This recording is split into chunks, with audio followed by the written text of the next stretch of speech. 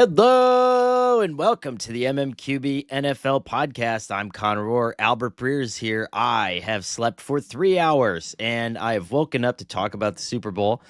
Grateful to be doing so, though. Don't want to make it Yeah. seem like we're. New Orleans was awesome. And New Orleans, Albert, you converted me. I was kind of like, what is this shit? When you were talking about New Orleans being the best Super Bowl city. Damned if I didn't put that probably at the top of my list. And I mean, yeah, the food, the walkability, the Not even weather, close.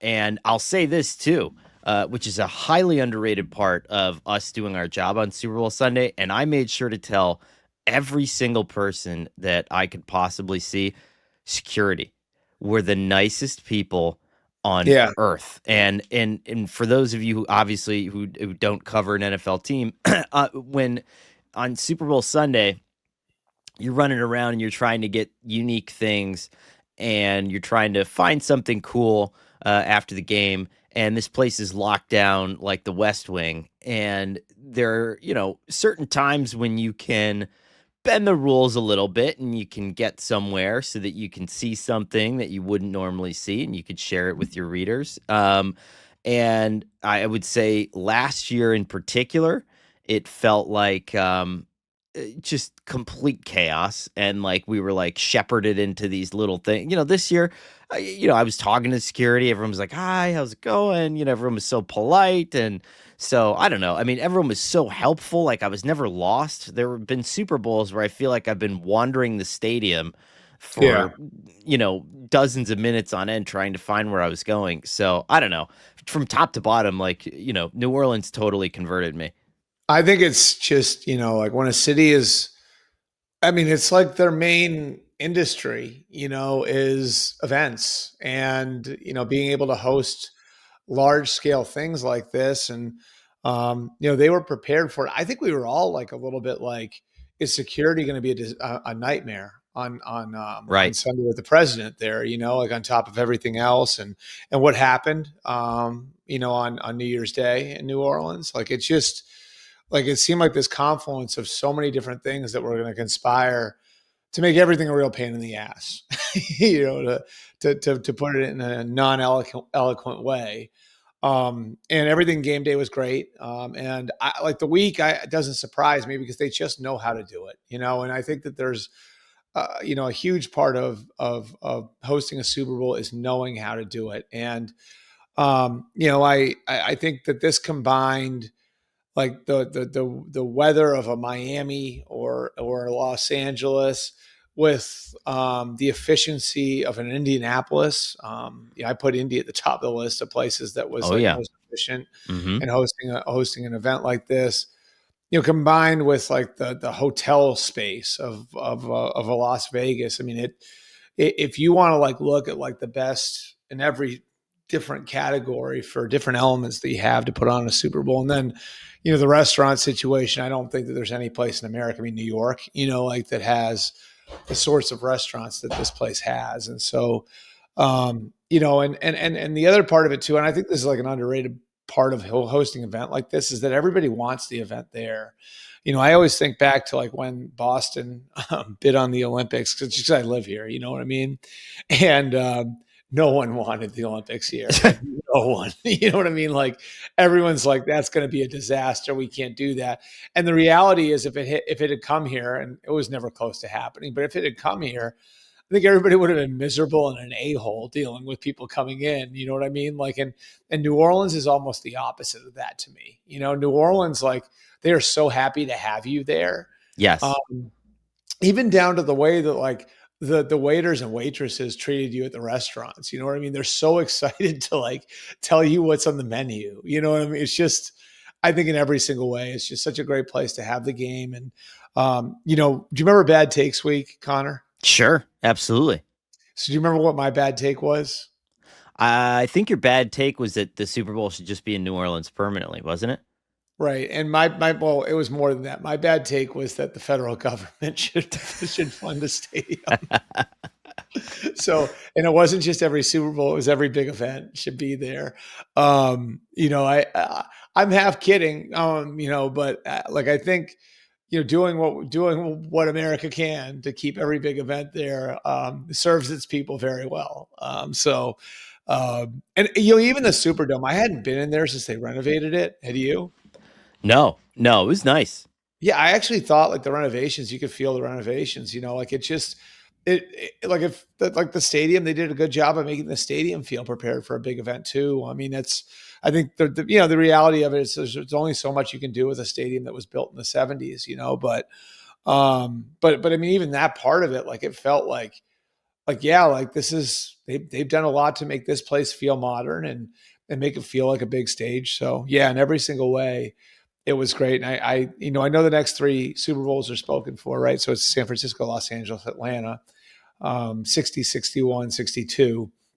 So I would be the first. Let me be the first to join the New Orleans host committee for Super Bowl 63 in February of 2029. Well, that would be 2029 would probably be Nashville, no? I think so. Yeah, I think Because that would be Nashville. their second year, Yeah, right? Because it's going to and open in 2028. I think Nashville will be good in a lot of ways. God help you if you go to the Nashville Super Bowl and you're not staying downtown, though, because the one thing Nashville's, I think, getting to the point where they have the hotels to do it. Nashville obviously has the entertainment, like infrastructure. They've got good restaurants there. They don't nearly have the infrastructure, hotel and restaurant wise that New Orleans does, but they're getting closer. I will say this about Nashville. One of my best friends from college lives there. Um, every time I go there, you can tell that the interstates in Nashville, the highways in Nashville, the roads in Nashville have not kept pace with the level of growth in that city. Yes, You know what I mean? right. So can you imagine sticking a Super Bowl there? Well, I mean, I listen, mean, the interstate would be a permanent parking lot for a week. what amazed me, the Be thing that like the amazed me, blizzard of '78. the thing that amazed me the most about New Orleans, and I promise we'll get to the game and some other stuff that we're going to talk about this week, including, what are these teams going to do? Kind of doing an exit interview because both of these teams have some really fascinating near Yeah, futures that they have to look at. But Atlanta, just like Miami and certainly Santa Clara, I San Francisco's a beautiful city, but man, that was a tough Super Bowl a couple years ago. You're at least an hour away from both teams. Uh, you know, Media availability, just stuff for us, right? On the sports ratings side wasn't necessarily smooth. Some parts of downtown are a little bit dicey, but well, but Atlanta, that spills over to the fans too, though, because I mean, you have to find a way to get to the game and get back from the game, and I mean, the game Santa Clara, for people who don't know, is not. no. It's more like a suburb of San Jose than it is San Francisco. It's an hour away, like with moderate traffic. You know what I mean? Like it's an hour, not even like at rush, like moderate traffic, you're an hour away. Figure it out, tech bros. I picked the 49ers to be in next year's Super Bowl, by the way, at home. You like that? I think it's good. I like it. Kind I of a like surprise it. pick. But when it comes to even Atlanta, Miami, especially, Yeah. any of those places, and it'll be just like Nashville, where I feel like no matter what your highway infrastructure is, the NFL shuts down a downtown. They just shut it down, and you Yeah. can't get in and you can't get out. And I think that was the thing that I appreciated most about New Orleans, where I didn't have to go anywhere.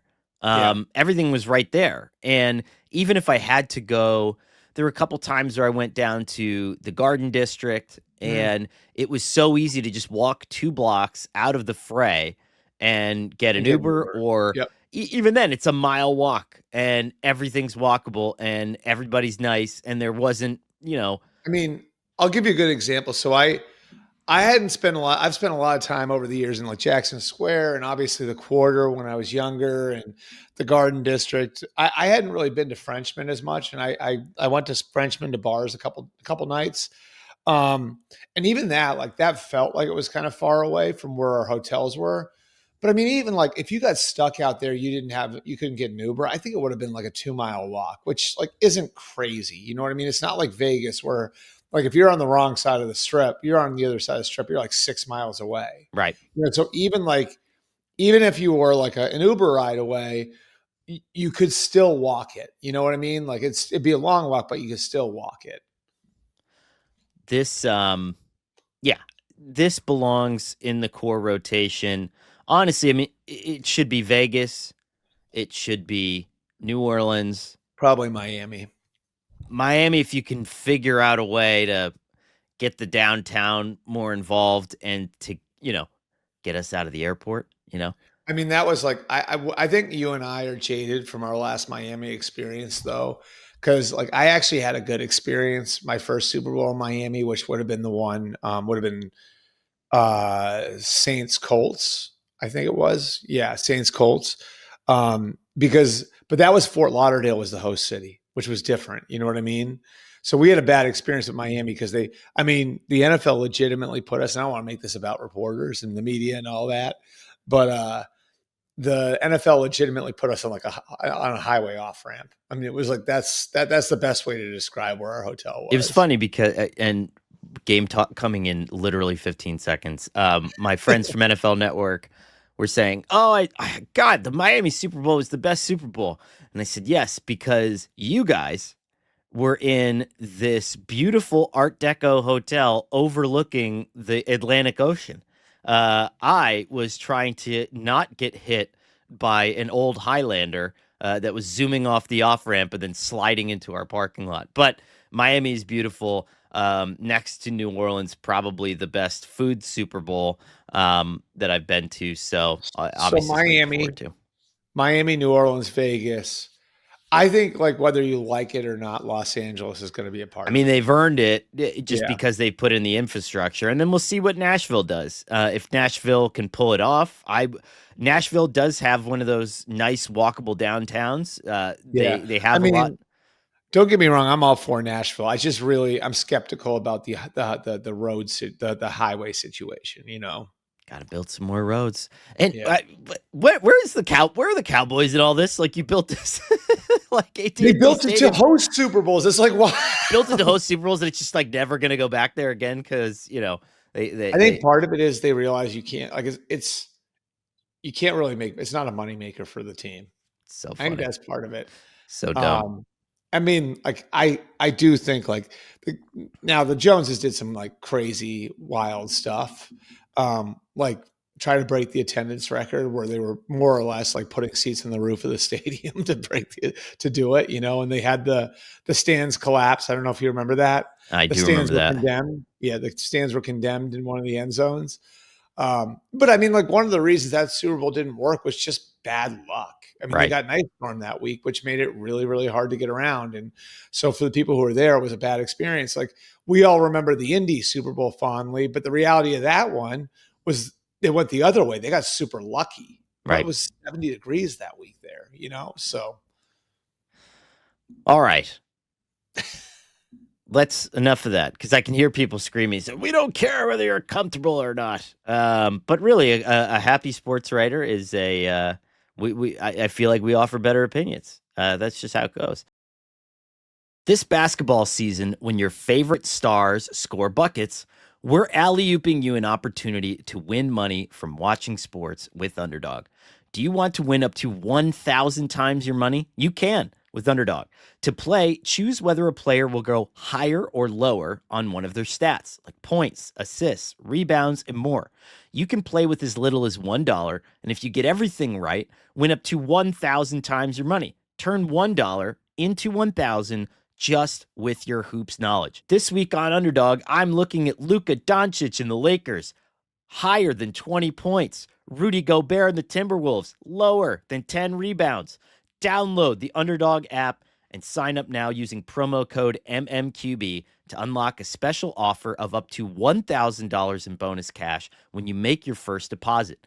Join in on the fun when you sign up with promo code MMQB and claim your special offer today. Get up to $1,000 in bonus cash instantly upon first deposit.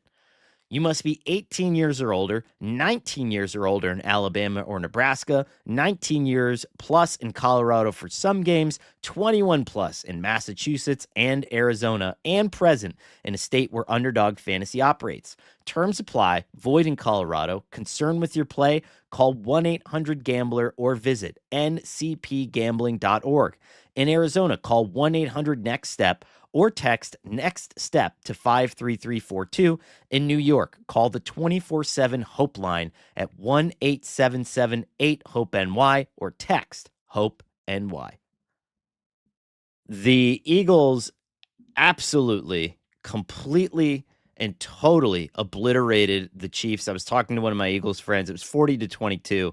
I have a lot of Eagles friends, having grown up in the Northeast and growing up in Pennsylvania. And it was funny, in true Eagle fan fashion, the takeaway was, I wish that Mahomes didn't score those garbage touchdowns at the end of the game, because the Chiefs score did not properly reflect the depth of the ass kicking. I mean, this was a 40-6 So at it's one like I point. felt after Ohio State Notre Dame. Dick. We almost came back and won that game. It's totally different. Almost is a relative term on that one. All right, if we don't cover zero blitz, we're talking about one of the great finals of national championship. And now Al Golden's in the NFL. Maybe I'll ask him about it during my training camp tour. But 40-22, this game started out 24-0 at halftime. It was 34-6 at the end of the third quarter. What do you say? Jalen Hurts won the MVP, going 17 of 22 for 221, 2 touchdowns and an interception, and also a rushing touchdown. But probably, and it was interesting, I kind of heard some mixed thoughts on it. I was second place in my voting to Josh Sweat, but that, to me, signifies the depth and the incredible all-around nature of the Eagles' performance. And let me tell you this. If I had told you, Albert, going into this game, Jalen Hurts is going to throw an early interception in the red zone, Saquon Barkley is going to average 2 yards per carry and not score, Patrick Mahomes is going to throw for 257 yards and 3 touchdowns, and Xavier Worthy is going to catch 8 passes for 157 yards and 2 touchdowns. If I asked you to guess the final score in that game, what would you have said it was? I mean, obviously, I think we'd all would have picked the Chiefs to win the game in that circumstance, because I think what you didn't really expect was that the Eagles were going to have such a massive margin for error. Right. That to me is what that signifies, is how big their margin for error was. And this is a Chiefs team, again, that, survived the gauntlet of the AFC. They beat Buffalo, and Buffalo beat Baltimore. And I've heard a lot of people will say, well, would the Bills have given the Eagles a better game? Would the Ravens have given I don't like the way the Eagles played. I don't know that anybody other than the Eagles was capable of playing at that level this year. You know what I mean? Like, I just think that they rose to a level that was just as high as you could expect a team to play in this sport on that stage. And so, and that to me is like the story of this Super Bowl, right? Like, is that, if you look at it, we always try to say, is it the coach or the quarterback, or is it the quarterback or the defense, or is it this or that? And we always try to assign credit. Like, what's the story of this? And to me, like, the story of this Super Bowl and this Super Bowl champion, it's everything. It's everything. It's the entire football operation. It's the head coach. It's his coordinators. It's the GM and the roster he built. It's the owner and the resources he's given everybody. It's the quarterback. It's the line he plays behind. It's the pass rush. It's the young defensive backs that they put behind them. It's everything. I mean, it's just, you look at like that, you look at just that team, and it's just unbelievable if you look at like how they can come at you in waves. And I think, like, the thing that I'm kind of kicking myself for is that was there for us in the NFC Championship game to see. You know what I mean? Like, and they did the same thing, and I mean, you were there. Is that not exactly what we saw happen in the NFC title game? Yeah. I mean, the Commanders started that game by putting together the exact sort of drive that you would need to put together to sort of hold it together. And it's just like you just can't like the reality is that team is so well rounded that you can't you can't hang in the ring with them for 12 rounds. You know what I mean? You just can't. And I think that's because they come at you in waves, and one thing isn't working, well, this other thing is, and now you're in trouble. And so I'd be interested to hear your opinion on this. I still think if you're another team looking at this, and I know we always do this, right? Coming out of the Super Bowl, is like, what trend could this team set? I think the most replicable part of this is what has withstood in Philly through Andy Reid, Chip Kelly, Doug Peterson, and now Nick Sirianni.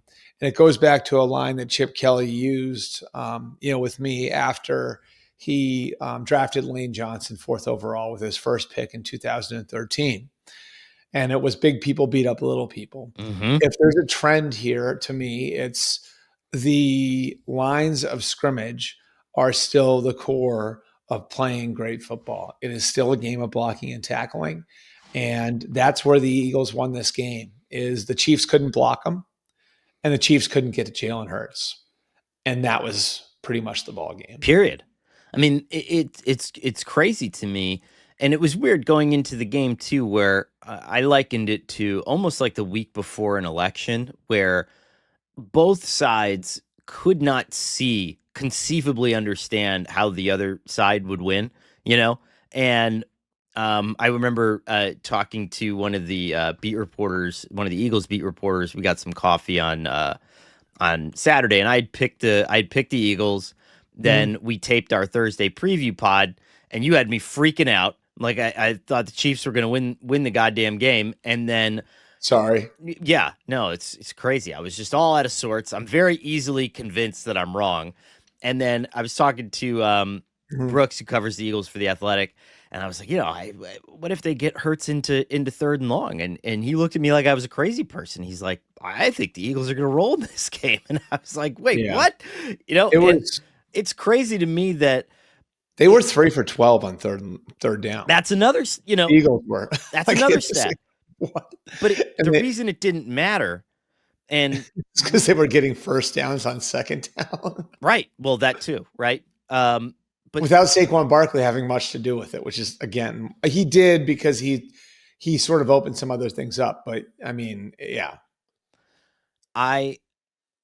When you coming out of this game, there were these Chiefs fans who were saying, and I was, just trying to read everything. Well, if Andy would have put Joe Tooney back inside, well, if we would have tried to establish the run earlier in the game, well, and there's always these second guesses, but there was none for this because it was just over the moment the ball kicked off. And it was almost like, it reminded me of like almost Pee-wee football, where sometimes it just doesn't matter. There's just one town where they let second graders play in the first grade league, and these kids are all 15 to 20 pounds heavier, and you're the other coach, and it's just like, well, you just got to get them out of here without anybody getting serious, having done serious bodily harm. That was this game, and Philadelphia did not even remotely for a second change who they were. There was no new wrinkle. Certainly Vic, he rushed 4, played quarters. The way that he had Cooper DeJean and some of these guys kind of cut underneath was a little bit new, and it was kind of their wrinkle in this game to mess with Mahomes. But even on that first drive, Albert, against the Chiefs, I think the first play they ran was the play that Saquon broke against the Commanders for a touchdown, the first touchdown. And it's just like, yep, these are our plays, and we're just going to run it and deal with it. I mean, that the first long pass to A.J. Brown was very similar to the 4th down pass that they threw to him against the Commanders early in that game. It was just like, yep, here are our plays, try to stop them. And the arrogance of that, they had to have realized at least at some point that, like, this team's not going to stop us. Yeah, I mean, I think it was the like one of the big themes when I asked around to coaches and scouts, and there were a bunch of common opponents, right? A bunch of teams played both these teams. Was like the Chiefs' complexity versus the Eagles' simplicity. And the Chiefs are complex and make you defend a lot of things and make you block a lot of things if you're the offense versus Spags' defense. And they just make you deal with a lot of volume, whereas the Eagles are just really good at what they do, and I think that's a credit to Vic Fangio and Kellen Moore. Vic's defense has always been that way. I think Kellen deserves credit for coming in and inheriting an existing staff and like really sitting down with his guys and kind of figuring out. I mean, they spent 6 months doing this, figuring out like, okay, like here, based on our personnel, is what we can be really good at, and not making it about himself. You know what I mean? Like it was not about his system. It was about like, what can we do to maximize this group that we have? And again, I think the key to all of it is just what you're able to do up front. And, I just either like if you look across the board at the way that they built that team, it really is incredible. Some of the things that you see, right? Like and in particular at the line of scrimmage. Like consider this, Connor. They drafted Andre Dillard in the first round. Like drafting a guy to be your left tackle in the first round and really whiffing the way they whiffed is something that can like haunt a franchise, right? Yeah. And they have Jordan Mailata ready to go. Bryce Huff, what do they pay? $17 million a year for him? And that was in free agency like 10 months ago, 8 or 11 months ago. They paid $17 million a year for an edge rusher in free agency. He was inactive on Sunday. Yeah. And they had maybe the Super Bowl MVP playing his position, Josh Sweat. Right. Like stuff like that. Like it's like you're continuing to feed what you view as important parts of the team. They lose Jason Kelsey and Fletcher Cox to retirement. Oh, well, we have not only one guy capable of playing center, but two, and Cam Jurgens and Landon Dickerson ready to roll. Oh, well, you have Fletcher Cox go out the door. Well, we have Jalen Carter, Jordan Davis, and Milt Williams ready to go, to the point where the focal point of the Chiefs offense was dealing with the defensive tackles the year after they lost Fletcher Cox. You know what I mean? Like, so you look at all of these different things, and it's an organization that is humming in every way possible. And that's why I think you come out of this. It's like, what's the easiest way to replicate it? Well, it's, investment in the lines of scrimmage, but they do a lot of other things great too. So yeah, I mean, from the start of that game, I'll just say this to you, dude. Like I watched the first couple of series and I'm like, oh God, I'm going to, like, the stuff I said this week is going to sound really stupid. You know what I mean? And me Well, and you were sitting next to each other. I don't know if I actually verbalized it at any point, but I was like, oh God, like, because you watch enough of these games, you can sort of tell. And it was really obvious watching what was going on up front. Like it like felt like it took everything the Eagles, everything the Chiefs had to move the ball even 4 or 5 yards. And on the other side, like the Eagles, everything looks smooth. And even with Saquon minimized the way in the way they had Saquon minimized, like it looked like they were able to kind of get to whatever they wanted to get to on offense. It was satisfying in a way, and I said this to some Eagles fans on the plane on the way home. It was satisfying because, and you and I kind of joked about it during the game as we were sitting next to each other. On that first drive, you have a pretty ticky-tack call on an offensive pass interference on A.J. Brown. And then on the next drive, you get the way over-the-top makeup call. And I'm sitting here like, oh, God, like, we're going to be coming out of this thing talking about the officiating. Just like a couple of years ago, we were coming out of it talking about the turf and just some ancillary thing. But there's something just incredibly satisfying about a beatdown. And I know that everybody wants every game now to go into triple overtime because we're not used to just watching normal football. But this is how the Super Bowl A was for like the first four This was my decades. childhood. Yeah, it's like the first 3 decades of the NFL. And Yeah. B, just to kind of put a Like the bow on. highlight of the Super Bowl, the highlight of the Super Bowl when I was a kid was the Kentucky Fried Chicken my dad got for us. Oh yeah, Yeah, I big got to bucket. watch. I got to watch until halftime, and we used to make nachos. So we would It, we would microwave the that yellow cheese dip and then mhm. pour it over some tortillas. So my birthday actually would fall on Super Bowl Sunday every few years. So my birthday party was always a Super Bowl party when I was growing up. Ah. So yeah, I mean, we would get. I loved Kentucky Fried Chicken when I was kid. So we get big buckets of Kentucky Fried Chicken. I think my dad would drive to Framingham, Mass, to go pick it up for us, and yeah, I'd have a bunch of my friends over, and yeah, it was awesome. In fact, I think at one point it was freezing cold, obviously in Massachusetts that time of year, but we had some lights in my yard, and we would go at halftime, go outside and Oh play tag yeah, football in the snow. Yeah. yeah. I'll tell you what, Kentucky KFC's really gone downhill. Have you had it lately? So like my one of my sons got on a brief Kentucky Fried Chicken kick. It's like it feels like it's gotten greasier. Am I wrong about It's that? greasier. It's like there's like a wetness to it. I don't know. And I've tried. My wife is a big KFC person. KFC was like a go-to for us, like when we were dating, right? And you needed like food to last for like 3 days, for $11. And but yeah, no, it's rough. I'm a huge fried chicken guy, though. I love I Kentucky. do too, but there's just so many better options now, Yeah. for not that much more.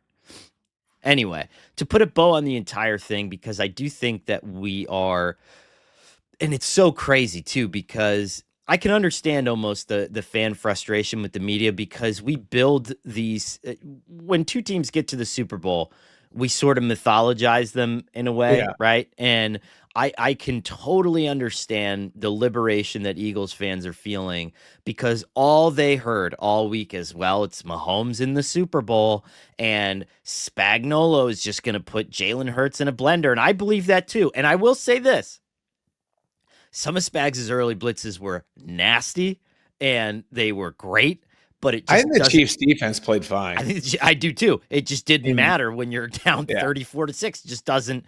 It just I doesn't mean matter. if you really break it down, like so the Chiefs score or the Eagles scored 40 points, but 7 of them were a pick six. Another 7 was a pick that put them right on the doorstep. What were they, inside the 10, Yeah, right? So really, like, that's 14 points that are the defense. Now you're at 26. So if you said to me like 2 weeks ago, the Chiefs are going to allow 26 points to Jalen Hurts and the Eagles offense, this, like, they're going to be at a pronounced time of possession disadvantage. They're going to force a bunch of field goals, and they're going to keep Saquon Barkley in check. Like, I think you'd probably take it, right? sure. And you'd say, well, yeah, we're going to win the game 29-26. Right.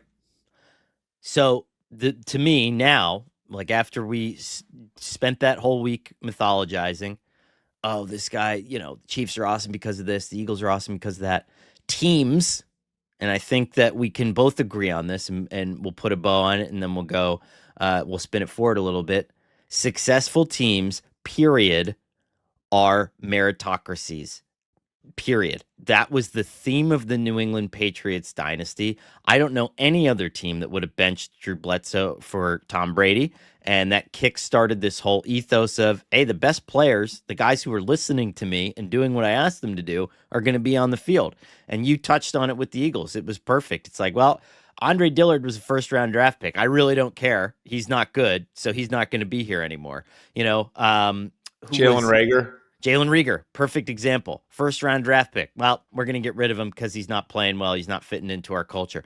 My guess is they would have gotten Bryce rid of. Huff. What's that? Bryce Huff. They could have chased that mistake. We spent a ton of money on him. They didn't. You know Yeah. what I mean? Like, And it's it's all over the place. You owner. see It's examples of your it. owner. It's your owner. It's your owner. It's your owner. And people don't get that. It's just like an owner is allowing, Howie Roseman's not perfect.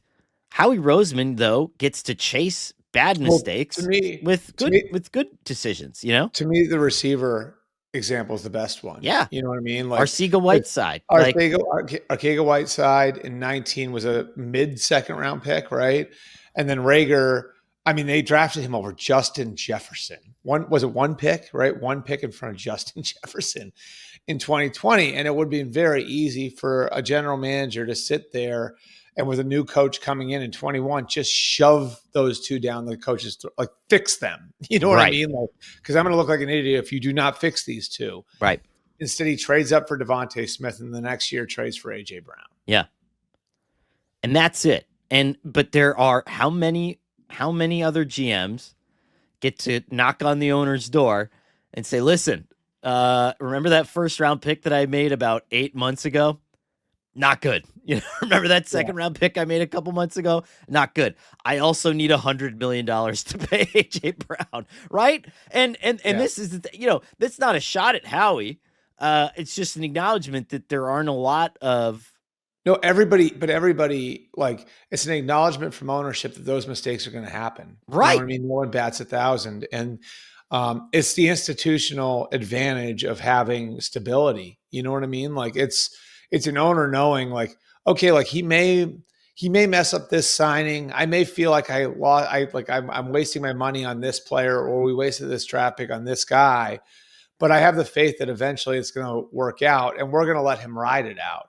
And like, I don't know. I mean, you know, I spent a bunch of time with Jeffrey Lurie on Saturday, and you know, the one of the big themes, you know, in our discussion was kind of how, you know, he like learned early on that making unpopular decisions you have to make unpopular decisions, right? Like, you have to be willing to do it. And I thought back to like the coaching hires. They've had 4 coaching hires in the last 25 years. One of them was a popular one, was Right. Chip Kelly, right? The other 3 were not popular hires. And I'd say to a reasonable degree, they got all 4 right. Now, Chip didn't last, but Chip won 10 games 2 years in a row. So that wasn't exactly a disaster either. You know, he used as his example, the first one for them was drafting Donovan McNabb over Ricky Williams. How'd that turn out? You know, like, Right. Dumping Carson Wentz and going with Jalen Hurts. I don't think that there were a bunch of people who were thirsting for the team to go with Jalen Hurts. Like, and Carson Wentz was on that field on Sunday as the backup to Patrick Mahomes, and Jalen Hurts is winning the Super Bowl. So, you know, it's like a willingness to ride out mistakes. It's a willingness to make decisions that have nothing to do with how they're going to play in the court of public opinion in a market where the court of public opinion is louder and more powerful than probably anywhere else, you know? And that's part of it too. And I think that's part of the reason that this is working, right? Because when you get rid of Carson Wentz and you're just like, whatever, we're gonna send him to Indianapolis, doesn't matter. When you're Jalen Hurts and you sign that contract, and then you have the year that you had last year, you're going into this one like, I can't screw this up, or else they'll trade me too. If you're Nick Sirianni and you had that collapse at the end of last year, and people will say now, oh, well, you know, whatever. It wasn't what everyone was making it out to be. Yeah. I mean, the silence was kind of deafening on their end for a long time at the end of last season, right? And everybody just allowed those Belichick things to just breathe air. And, you know, Nick, the embattlement of Nick, a lot of that had to do with, you know, it took a while for people to come back and be like, hey, we got this guy's back, right? But part of that too is Nick feeling the pressure. Like, it doesn't, you know, he doesn't just get to make a Super Bowl and then say, oh, I'm good, right? Everything's going to be fine. Everyone in that building, there seems to be like, it's this weird, and it's bad as a writer that I say this, that I have a hard time describing it. Jason Kelsey and I talked about it before the first Chiefs Super Bowl.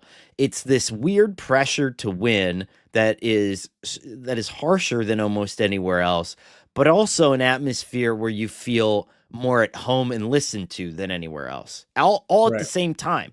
And it's I mean, good luck trying to recreate that somewhere else, but you kind of just need like Jeffrey Lurie, you know? I mean, I guess it's sort of like being, it's sort of like being in Tuscaloosa, Alabama, or Austin, Texas, or Columbus, Ohio, where the team is the most important thing. And so you're going to get resources. South Bend, And Indiana.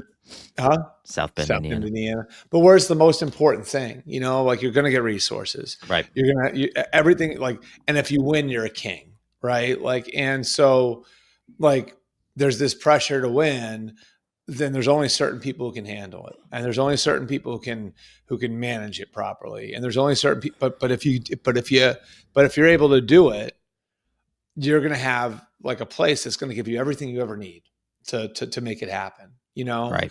And so I think that's the flip side of being in a place like Philly, like that's a positive. Like that's yeah, it's good to be under. It's good for people to be under pressure sometimes. It's good for the bar to be high. It's good for there to be expectations. Like and I do think like people in Philly, like, and I've had a ton of fun with this whole thing over the years and everything else, but like to some degree, like it does help. If you're able to get the right people there who can handle it. Like I think part of it with Nick is like Nick's kind of got this like FU thing to him, like that makes him perfect for there Right.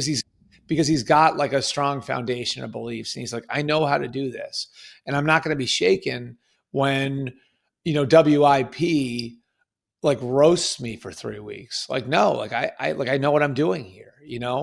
So they got the right group of people there. And, I think because of it, like they're able to leverage all the resources they have.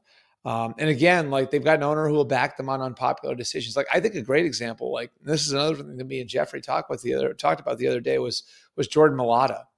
Like he and Howie talked about that and had a real discussion about it and said, okay, like we're going to draft this guy because we're afraid he'll sign somewhere else. And he's going to be on our team for the next 3 years.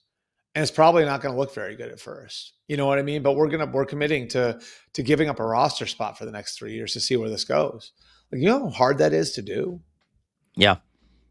To just say like, yeah, like here's a roster spot. Like you're more or less on like this guy is more or less on scholarship. And I doubt they actually told Jordan that, you know what I mean? Like, but it's internally having that discussion, like where it's like, yeah, we believe this can work and we're willing to ride it out.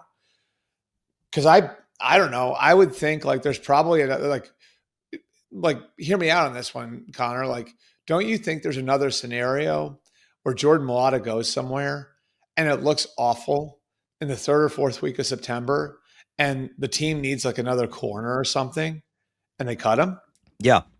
to get that corner on the lot? You know what I mean? Like, I think that that's definitely possible, but because of the infrastructure, like just the institution that place has become, they're able to win with those sorts of decisions, which I think is a huge advantage. And you can't replicate that somewhere else. To me, like the one thing you can replicate is investment in the line of scrimmage.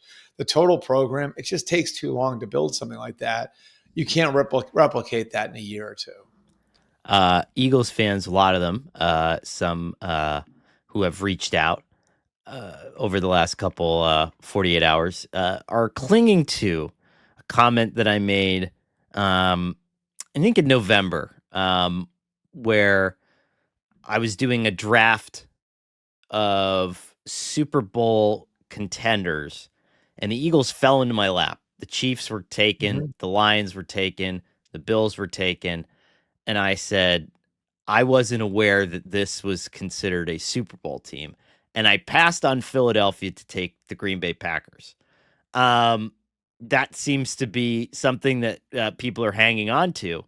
But before we spin it forward on both of these teams, I just want to add October 13th, 2024, Nick Sirianni is being himself for better or worse. Last sentence of the second paragraph. Eagles fans should appreciate the fact that he's still comfortable being himself in a city full of people famous for doing exactly the same thing. It might be the kind of decision that turns this sleeping giant around. So you know what, Albert, you live and you die on Take Mountain. And I just want to say that I hedged my bets on this You got one. to keep climbing though. Because Nick That's the key to Sirianni, I Take saw Mountain. him at the post-game party, and he's like, he's singing "My Prerogative," and all these people talking, and I was like, well, not me. Not me. I was pro Nick the whole time. Now, did I think the Eagles were beating up on a bunch of teams with bad rushing defenses? Yes. And was that kind of true? Yes. But anyway, it was good. I loved it. Great post game. Most fun post game locker room I've ever been in. Rocking, Oh, I don't know. rocking. You know, whoever like whoever like wherever that speaker system Oh was my from, god. there should be like an endorsement deal or something like here. I I mean, it was so loud. It was maybe the best stereo situation I've ever heard in any locker room at any level ever. It felt like you were almost at like a concert in There there. It was was just a vibration under your feet. And for those who don't, so high quality speaker situation in the Eagles locker room. you walk into that room, you're blasted with the smell of cigar smoke, champagne, Armand de Brignac, by the way, $300 a bottle, Yeah. gold plated champagne, just getting fired off into the ether in Oh, I thought there. that was Ace of Spades. What was it? Armand de Brignac. Okay. I made sure I took a picture of the of like a discarded case of it, like so I Oh, knew what they were drinking. I'm sorry, Saquon. I had you walking into the locker room with a bottle of Ace of Spades in your hand. I hope Well, I didn't get that because wrong. so Armand, it's called Armand de Brignac Ace of Spades. That's what it's called. Oh, all right. So I'm right So then. Okay. you're right. Okay. Yeah, that's Okay. like it's like the it would be like whatever uh Dogfish Head 90-minute IPA, Yeah. right? It's like Okay. Armand de Okay. Brignac Yeah. Ace of Spades, Yeah. right? And then the beer was called Open because I was talking to one of their someone from their See, I front thought they office. might have garage beer in there I because thought they would that's have garage beer too. yeah. Yeah. And I was having him show me the can. I was like, "What are you drinking?" And he's like, "I don't know. Someone just handed this to me." But you walk in there and you're just blasted with cigar smoke. And there's that little foyer where the coaches' offices are, and you can get your post game snacks. Yeah. And then you just go into pitch blackness, strobe lights, and I've done so many losing locker rooms in a row that you just forget how awesome this is. And I just started This was an immediately. all timer though. This is like a Oh, this one sets the bar, I think, going oh forward. yeah. You just knew that this team was just rocking. And meanwhile, you flip it over to the other side, and Jonathan Jones, my buddy, a former colleague who's now at CBS, had the line of the Super Bowl to me. We were all just standing there waiting to watch the Eagles come off the field. And all of a sudden, Travis Kelce just walks by himself, completely by like, and for context, like a lot of these players there's security everywhere and it's chaos, right? He's just walking by himself, and he said, "It looks like Travis didn't bring a losing suit, right?" Because Kelsey walked in like he was an extra in American Hustle, like he had He like looked the he red looked like crushed velvet, and like yeah, he they looked like Aladdin in that there thing. there was no plan B there. But my God, they needed it, and so I think that's a good place to start. I actually it's funny that JJ brought that up because I had I had the same thought when When he she's was like walking in, I was like, I hope I in don't the know why bag. I don't know why it was this time that hit me, but it was like if you were a player would like I guess it would be jinxing it to bring a losing outfit, right? Although wouldn't you have like you probably have like sweats or something, wouldn't Well, you? Like that's right. Like I'm always, you know, I would think like there'd be some like sweats or something you could put on. team issued sweats, Yeah. right? Just Yeah. to, you know, just because, like, I don't know, man. It's tough. Like some of these people come in, and Travis Kelsey is obviously like Matt Collins, right? Did he was he wearing the Hawaiian shirt when they got beat at Arrowhead on the way out? I hope not, but maybe. Yeah. Did he put shoes on finally for the first time all goddamn year? Hopefully. Yeah. But Travis Kelsey's a good place to start Yep. because the Chiefs, the story here was the offensive line, but I think that there's more nuance to it. The offensive line was banged up, and you had your guard out, kicked out to tackle, and there was a lot of struggles with that. I thought Tooney played well Mm. throughout the playoffs, at least well enough that And he this, got killed in this and then game. he just got killed in this game, right? But Kelsey, he didn't get much help, and Andy Reid tried a lot quicker than he did in the Bucks Super Bowl Yeah. to try to adjust his protection. And you saw like Kelsey trying to chip guys. You saw Pacheco trying to chip guys. Those guys struggled. Pirine, Yeah. those guys couldn't block either. And what's Kelsey to me, and again, like this is, this is me from the press box or me, watching the game again, but it just looked like you needed that juice, like it was just Yeah. like out of the stance, like there was no like killer mentality there, and it could have just been because the game got out of hand really quickly and you just got zapped and everything. But where do you start if you're this Chiefs team, right? Because you're losing you're losing some big time defensive free agents that are really important to Spags' scheme.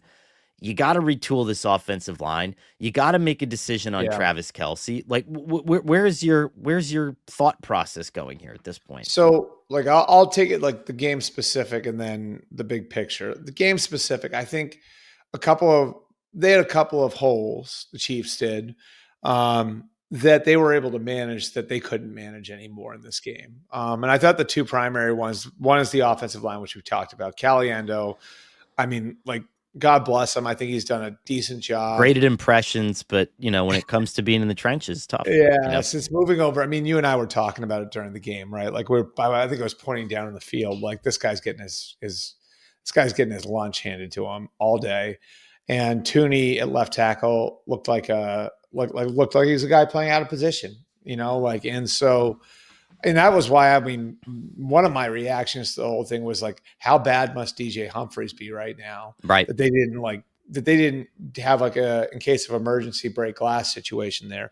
So the line was one issue. I think the corner situation, it's not like it blew up on them, but I do think, and I'd be interested to hear your opinion on this. Um, I do think like their ability to get off the field, you know, I think their corner situation affected them there a little bit. And, Jalen hurt him with his legs in some of those spots too. But it wasn't like they were getting beat over the top a ton or anything like that. Although Devontae did get them there in the second half. I think it was more just when they needed a completion, they could find one, and I think that's sort of that issue that had been there all year outside of McDuffie. What do you have at corner? I think that showed up. Um, Big picture, this reminded me a little bit of Super Bowl 42. We've been comparing the Patriots and the Chiefs all year. And like for me, I remember when the Patriots lost that Super Bowl and they had a chance to make history, just like the Chiefs did here. You looked at that group of players, and there were some older guys out there: Vrabel, Harrison, Brewski, um, Seymour. Mm-hmm. Like on offense, like they had Randy Moss out there, and he was older. And you looked at it and you said, okay, there's some really important guys here who maybe are starting to age out a little bit. Yep. And so, I think the reality is when they got back to the Super Bowl 4 years later, it was with a completely different team. It was at that point, it was like Gronk, Hernandez, Welker was still around, but defensively, almost the entire crew was gone. You know what I mean? Like, it was a completely different group of players. And then when they won in 14, it was like the full-fledged version of Patriots 2.0. Doesn't this feel like that's where this is going? Like Yes. that like Kelsey and Chris Jones have been so important. Tooney now has become a really important piece of it. Um, but like now they've got some important decisions to make on some young guys on their defense. And that's not to say it's not sustainable, but they've got these tent pole pieces that have been so important to them winning championships. And I don't know. I mean, like, do they have a lot of complementary pieces that are going to help keep them competitive? Absolutely. They've got a lot of like guys that I think are going to be there for the next 5 years that, your Trent McDuffies, your George Karloftises, your Creed Humphreys, like guys like that I think, are going to be really good players for them for the next few years. But when you remove like the Kelsey and Jones part of the equation, like where are the guys that are the real foundation pieces around Patrick Mahomes? Maybe Xavier Worthy grows into that. I think Trent McDuffie can be something close to that. I think maybe Karloftis is like just a level below that. So, I think that's the big picture of this whole thing is, like Brett Veach has effectively hit a lot of doubles and triples. Where does he find his next home run? I Right. think that's sort of where the question is. Right. And I think that I'm glad you brought that up because at SI.com now, I had one prediction for all 32 teams, and I said that this Chiefs team is now hitting their gap, right? Because New England had the gap where Yep. it was like Super Bowl, Super Bowl, Super Bowl, Super Bowl, and then all of a sudden it was just a couple years where you kind of get knocked out in like the divisional round or the conference championship, and everyone wonders like, oh, is the And there was the dynasty? Brady injury year, which There's a like so Brady injury year. like for people who don't remember it, or maybe we're even too young. Hopefully, we have some younger listenership that was too young. That'd I be hope great. so. Yeah. But they, '07 was the season I was referencing. That was the 18-1 year, and then Brady gets hurt in '08. They miss the playoffs. '09 they get just their doors blown off by the Ravens in the wild card Hmm. round, and they get blown out by the Jets in 10, even though they were really good that year in the divisional round. So that was sort of what you're talking about, which was the gap. Right. So I thought and there's nothing wrong with that. Like everyone's like, oh, and we're just so quick to do all this ridiculous stuff where it's like, oh, the dynasty's over. Not really. Like you have to No. look at things. You have to look at things. It's not like the 1970s where there's like three good teams and half of these coaches are like drinking beer at practice, you know? Like there's different standards, right? Like the NFL is stronger, better, faster, and more optimized than it ever is before. Maybe some of them are still drinking beer at practice. I don't know. It's just a hard accusation to levy on someone. But what I mean by that is like the Eagles are a dynasty in consideration for a dynasty to me too, right? You made three Yeah. Super Bowls since 2018 and you won two of them. You knocked off two of the biggest dynasties. Like I think you have to look at these things in terms of like of longer periods of time. And with Kansas City, like this was their okay, we got to go back and we got to figure out what we want to do here. And some of these teams, and this is where it's interesting. If Jeffrey Lurie owned the Chiefs, my guess is it's like, okay, this gets fixed in 3 months this offseason. Yeah. With the Chiefs, is it okay, give us a few years, let us draft some homegrown talent, let us figure it out. I don't know, but I'm interested. I'm interested to see what they do. So the Let's Chiefs, say, well, let me ask you this then. Like, let's say that Aaron Glenn and Darren Muji decide we're trading Garrett Wilson. okay, Like, if an opportunity like that comes along, do the Chiefs do it? like the To add, like, just to yeah. take, you know what I mean? Like, I don't know. And then like you look at it and it's like, okay, we think Garrett Wilson can be our number one receiver for the next 8 years. And because of that, Xavier Worthy is going to be better. Maybe we can get another year or two out of Travis Kelce if he wants to come back. Hmm. Like the whole operation looks a little different. You know what I mean? Sure. If you get Garrett Wilson in a left tackle, this is if you get DK Metcalf in a left tackle, this is Right. I mean, like maybe if you're the Chiefs, you see it and you say, all right, so Jedrick Wills will be different in our environment and we'll be able to like maximize him. yeah. And so like let's bring him in, we'll have him be our left tackle. And we believe we'll be able to get more out of him than the Browns did, and then we trade for Garrett Wilson.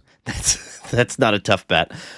Yeah, I could see that. Like and it doesn't take much for me, right? And I don't think it would take much for Chiefs fans, right? It's just a little bit of effort, right?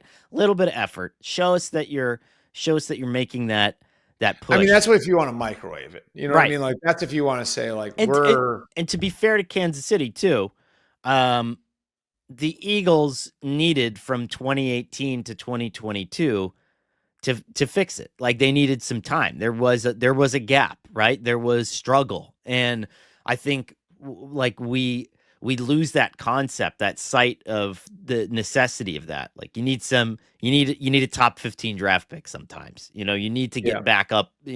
And while I can't ever imagine Patrick Mahomes having like an 8 or a 9 loss season, it would help. I mean, they need Yeah. dependable star power. They need an offensive line that you can replenish. These guys, it's a patchwork outside. Creed I Humphrey mean, is you can get great centers because you're picking in the 30s all the time, but everywhere else, it's tough. and you have to get lucky sometimes You have too. to get Like lucky with Trey Smith. if you want to like talk about the Patriots example, because they were drafting like in the top 10 once, and it was because of the Niners making a trade with them. In that period, they wind up with Gerard Mayo, who's a really good player for them for a while. But there was some luck involved too. Like Rob Gronkowski was available to them at the top of the second round because he had a Because like of a the back injury. Yeah. back problem that people like, but the other teams thought like, is this guy going to be able to make it through 3 or 4 years? And then he plays like a decade for you. Like Devin McCourty, they draft him to play corner. He winds up being like an unbelievable safety for them. Then they took advantage of an opportunity when Stephon Gilmore, guy who was a good player on a bad team, winds up hitting free agency. Like I think that it's you like you're walking a narrower path if you're one of those teams because you are paying your quarterback so much and because you aren't going to have high draft picks. Do we think that the Chiefs have smart enough people to get it done? Absolutely, they do. But they've gone through some brain drain on that side of the building too now. You know what I mean? Like they've lost Mike Borgonzi, their assistant GM. They lost Ryan Poles a couple of years ago, who was an integral part of their college scouting operation. They lost Brent Tillis, who was their cap/analytics guy. Yep. They've lost some good people there too, So now it's going to be on guys, and people aren't going to know these names, but guys like Mike Bradway and Ryan Nutt and Tim Terry and Chris Shea, they're going to have to get it done for them. I again, like I have a lot of confidence that the Chiefs are going to be able to effectively reset their roster on the fly, but it's not automatic. There's going to be some challenges ahead in making that happen. This is going to sound cavalier, but like, do you want Kelsey back? Like, do you want like is you know what I mean? I thought about that too. Like, because and I think you do, just because of his importance to Mahomes.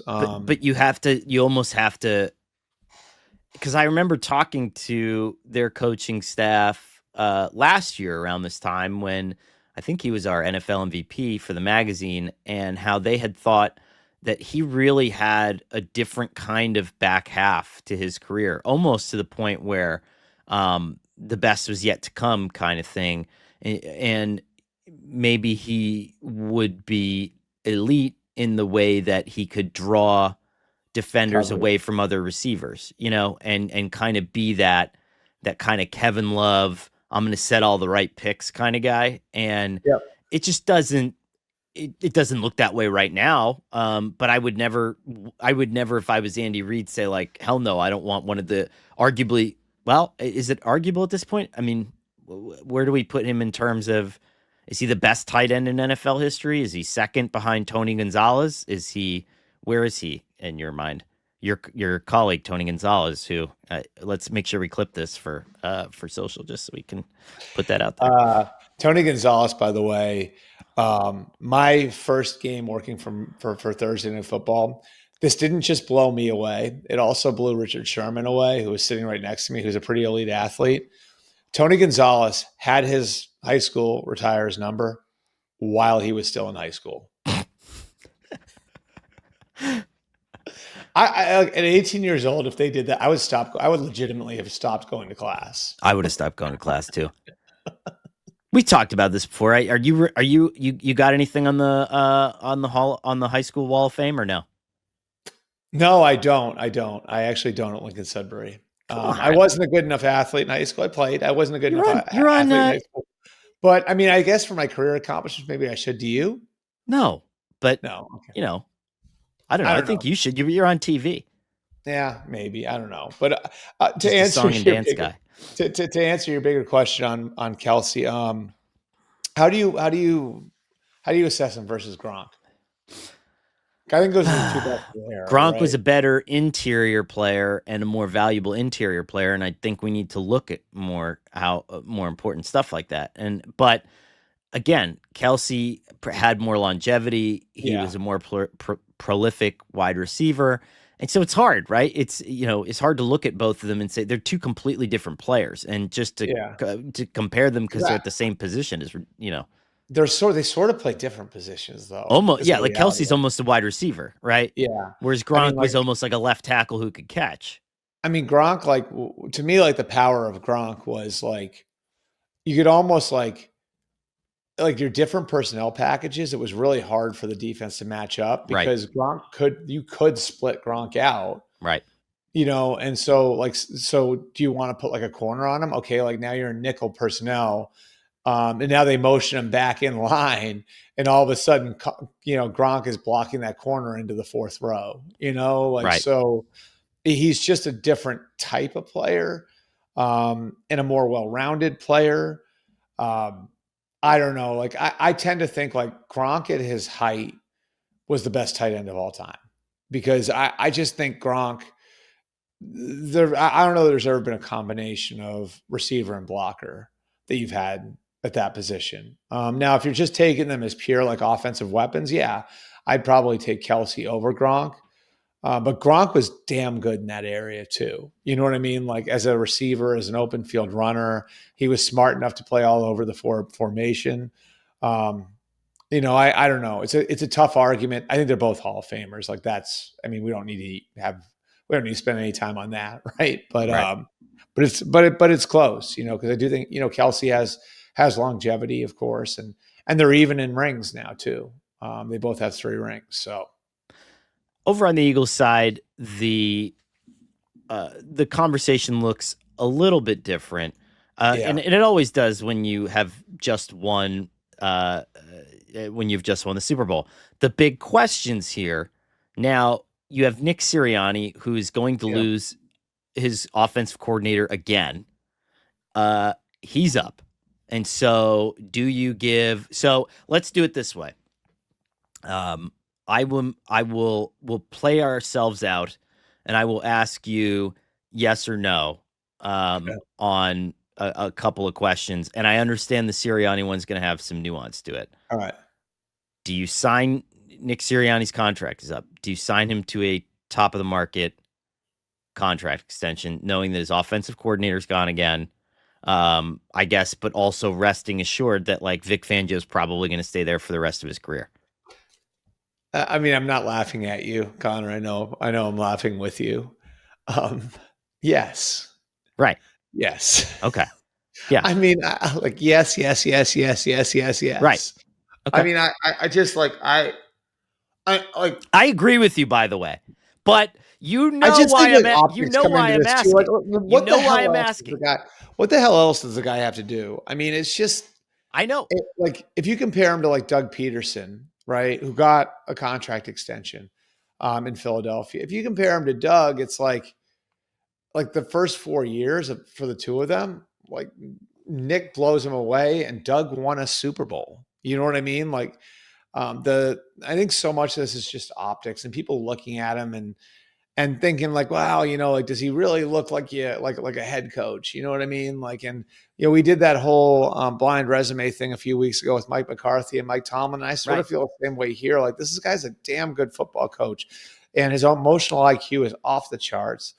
And he was able to navigate so many things in a really difficult environment to navigate them in.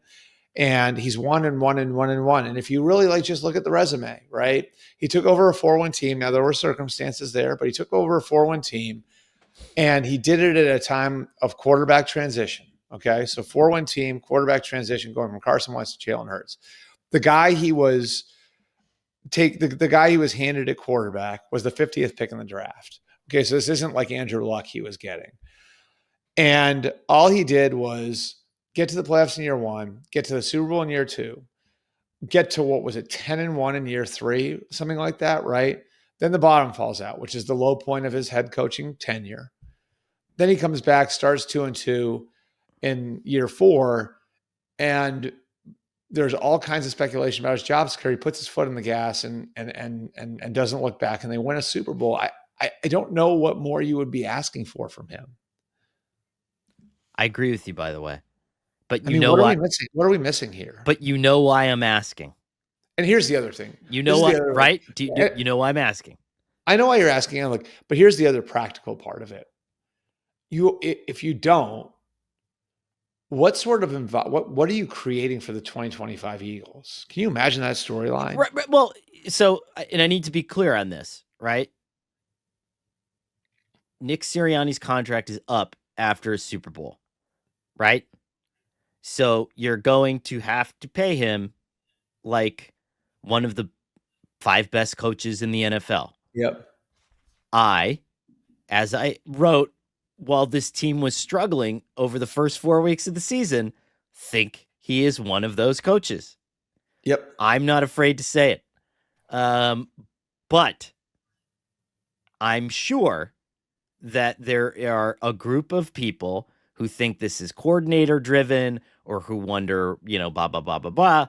And Yeah. so I think it's going to be an interesting thread to tug on. To me, it's a Okay. no They've brainer. gotten to the Super Bowl with two different sets of To coordinators. me, it's a no brainer. I think so. I would do it. But this guy, for one reason or another, may never get the benefit of the doubt from the general public, even though I think that this has been prolific. And my money's where my mouth is. We'll Yeah. see. We'll see about the Eagles. All right, Well, there's a couple I mean, more I here. guess this makes me like I don't know. I Now I'm going after a fan base or whatever for the same thing that the Ohio State fan base was guilty of with Ryan Day. And yeah. I mean, it's not unprecedented. It's Ryan just Day, by the way, who got a contract extension at $12.5 million a year, which is a record for a college coach after winning the title. So there you go. I endorse that one. Love you, Ryan, and I endorse the Eagles doing the same sort of thing with Nick All right, Sirianni. give me a quick yes or no on some of these. Uh-huh. Mekhi Becton, do you bring him back? No, because I think you've got answers there. I agree. They drafted Trevor Keegan to play guard. They had Tyler Steen there, who I think they showed some he was a little shaky when he came in, but he's been around and they've developed him. Here's the only caveat I would put on that. Unless you think he could eventually be a right tackle. Okay. Like that's the one thing. That's the one thing that I thought about was like I feel better. You're already paying Lyndon Dickerson what you're paying him. You'll eventually pay Cam Jurgens. That's the one piece of it, like where I was like, maybe I would pay him if I think he's Lane Johnson's successor. Okay. All right. Here's an interesting one. Zach Bond. I let him go because I think you can find a guy like that. I love Zach Bond. God bless him. He's going to go cash in somewhere. I think I probably Do you let know him what go. the projected franchise tag number for a linebacker is? Well, that's the problem. Is $25 million. It's an edge rusher number. It's not a linebacker Right. number. It's an edge rusher number. And Bond is Bond started his career as an edge rusher, and right. Even Vic Fangio was saying this during media week, even during the middle towards the back end of the season, was asking him when he was going to, get edge rushing reps again. Does Zach Bond go back to New Orleans with Kellen Moore? Man, for like triple what they what they had him for, which is so funny. And I love Zach, by the way. I'll say this. I give him a lot of credit. He's the nicest human being on earth. Yeah. He handled this whole Super Bowl run. And there was a couple times where, and there were Saints reporters just doing their job, basically trying to figure out, like, how the hell couldn't this team have unearthed the fact that you were like this generational talent? I will say this about that. Like he's a Wisconsin guy. All the Wisconsin players, like I guess it's the stereotype of people from that part of the country. They're all like the nicest guys. You know what I mean? Like the Watts are really nice guys. Yeah. Jonathan Taylor's a really nice guy. Like Joe Thomas, like salt of the earth, fantastic guy. I can't think of too many like douchebags that went to Wisconsin. You know what I mean? And that's a Big Ten guy saying this. Yeah. He said to the Saints reporters, he's like, hey, it seems like you guys are trying to get me to say something bad about the Saints. And like, I'm just not going to do that. But anyway, Bond is sort of he's a tremendous ambassador, but Vic Fangio found him by seeing, he said 5 or 6 plays on his Saints tape. Off ball. Yeah. That were off ball. And that's it. So I am led to believe that as fabulous as Zach Bond was this season, that you could probably find somebody to do that, especially with the defensive line not taking away anything there. Josh Sweat. So I think this is where I think the reality of the Bryce Huff contract stings them a little bit. Yep. And you just hope that like between, Jalix Hunt, who looked fantastic. He did. As a rookie, he really did. And Nolan Smith, like you sort of hope it's one of those situations where like you get like a level of development from the guys behind him and it helps you get through. And then eventually, I think you move Huff off your roster. Probably a year from now, you move Huff off your roster. You hope you can get more from him next year. And then maybe like at that point, it's like, okay, like we have Hunt and we have Smith ready to roll and we can let Huff go. Here's my most important one. My Eagles' most underrated player going into the 2024 season, Milton Williams. I think you got to keep him. Because where you need and But are you projecting out then? Like, does that cost you either Jordan? Well, Jordan Davis and Jalen Carter are. So where's Jordan Davis? He's going into year 4 now, right? So he'd be eligible for a contract, I think, right? But he's a first round pick, so he has a totaling. 5th-year option on him. I'm pretty sure. Yeah, he was a 22 draft pick, so he'd be going into year 4. Yeah, this is the final year of his rookie contract. Yep. Right. So you probably pick up the option on him, and he's eligible for a new deal. So like that would be my question. Would be like with Milt Williams, as good as he is, like do you view him as a luxury because you're eventually going to have to pay Davis and Carter? I suppose. Right. God, he's just Like so good though. and I do think like with guys like this, like with guys like Bond and Sweat and Becton and Milton Williams, are you paying a Super Bowl tax? You know what I mean? Somebody's going to. It's like I can remember the old, back in the day. What was it? Al Davis used to have this thing for like signing Super Bowl MVPs. Like they signed, it was Desmond Howard, and I think it was Larry Smith. I think was the guy's name. Was the defensive back from Dallas who was the Oh, the MVP of one that Super had Bowl like 4 30. picks in that one game. Larry Brown. Sorry, Larry not Brown. Larry. Yeah. It was Kevin Smith and Larry Brown were the corner. Yeah, and Larry Brown had the what was it? He had like 2 picks, I think, of Neil O'Donnell in the in Super Bowl 30. Is that right? Was it 2 or was it? Or maybe it was just a backbreaker. I can't remember. Let me see. I thought it was more. Or was it just 2? I don't know. But two second half interceptions, and both of them the Cowboys. I thought it was 3. Why did I Right. think So it was like 3? it was Larry Brown that year, and then the next year it was and the next year is Desmond Howard. They both signed with the Raiders, right? Coming off of Super Bowl MVPs.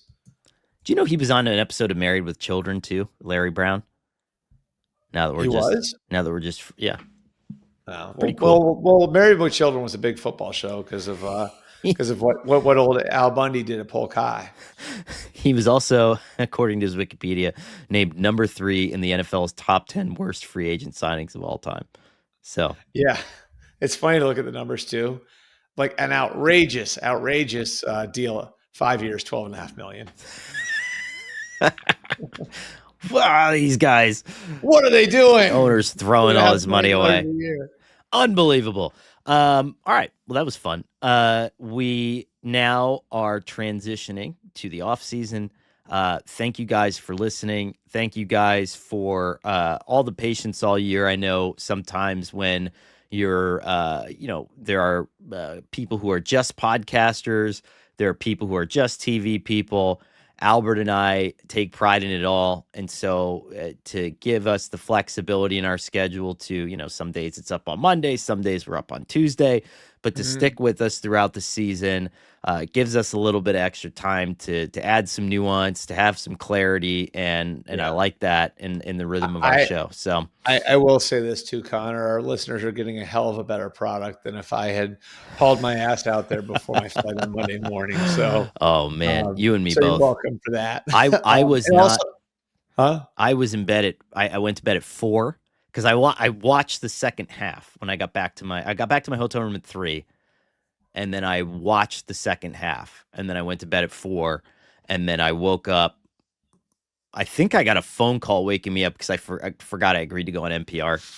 So I woke up at like That's always the worst when you forgot that you committed to do something and then waking up to a phone call from that outlet is not fun. I was up till 5 because I went to the Eagles post-game party and then with a few of their guys over to Caesars, which is across the street from their hotel. And that was a very interesting scene. I'll put it that way. It was some people some people need to have tact. I would say around professional athletes. Like it was an interesting scene. You Some can people, some people need to learn how to conduct themselves in those situations. You could say that about reporters too, Yeah, after watching this week at Media Night. But thank you guys for everything. And you can read all of Albert's escapades, how him and Nick Sirianni were doing the Dougie together on stage at the Eagles after party at SI.com. There really, I mean, I would encourage you guys, if you wanted to savor that Super Bowl experience, a lot of great stories throughout the week. This is a small staff, but everybody kind of yeah, really gives their all and punches the accelerator this week too, as we pivot towards draft time. So sure. And enjoy that. I'd also give a big shout out to our producer Shelby Royston, who's Yes. sometimes the victim of our erratic scheduling. Hmm. So Shelby's done a fantastic job all year. I know he'll continue to do a fantastic job in the off season, and not just with putting together the product that goes up on all the podcast platforms, but also moving it forward with some of the video stuff that he's done. Yep. He's been fantastic in that regard. And, I don't know, like Conor, it feels to me like whenever we ask for something or we want something, like maybe a little bit of a different element, like we don't get no's from him. So he's been great all year. Shelby is our Howie Roseman. I've always been saying that. He keeps us in contention every year. Well, thank you guys very much. We are going to, I would say probably, if I had to guess, we will probably take a break next week, recalibrate, get And then Indy. get some grease and under the wheels, and then Albert will be back in Indy. I'll probably be there for one more show, possibly two more shows before paternity leave. So I have that coming up and looking forward to. So a lot of fun stuff Congrats in coming this advance. offseason. Yeah. Congrats in advance to Connor and Allie. Got Going from I gave him this piece of advice in the press box that 5 is an awkward number. it. When it comes to dinner reservations, what car you buy, 5 is an awkward number. Yeah, we're figuring it out. I've got no experience for the last 5 years. It's great, but it is an awkward number. Very excited to shift to zone defense. But thank you guys. We are incredibly blessed with great followers, great readers, great listeners, and we'll see you in a couple weeks.